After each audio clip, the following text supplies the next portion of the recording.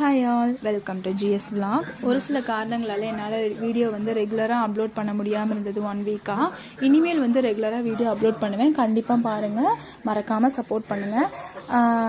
இன்றைக்கி morning market போயிட்டு காய்கறியெல்லாம் எடுத்து ஸ்டோர் பண்ணி வச்சுட்டு வாசல்லாம் பெருக்கி விட்டுட்டு டீ வச்சு எல்லாத்துக்கும் கொடுத்துட்டு தம்பிக்கும் பாப்பாவுக்கும் பால் ஆற்றி கொடுத்துட்டு அதுக்கப்புறம் என்ன பிரேக்ஃபாஸ்ட் செய்யலாம்னு யோசிக்கிறப்போ இட்லி புதினா சட்னி சரி செஞ்சு கொடுத்துடலாம் அப்படின்னு சொல்லிட்டு காலையில் இட்லியும் புதினா சட்னியும் தான் அரைச்சி கொடுத்தேன்.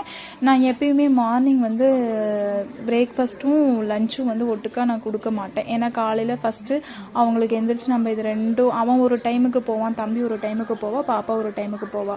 அதனால எனக்கு அது செட் ஆகலை. அதனால காலையில் பிரேக்ஃபாஸ்ட் தனியாக கொடுத்துருவேன், மதியம் லஞ்ச் தனியாக கொடுத்துருவேன். இன்றைக்கி புதினா சட்னியும் இட்லியும் காலையில் கொடுத்தேன். அதுக்கப்புறம் மதியத்துக்கு அவரைக்காய் பொரியல், சாதம், ரசம். இந்த வீடியோ உங்களுக்கு பிடிச்சிருந்தா லைக்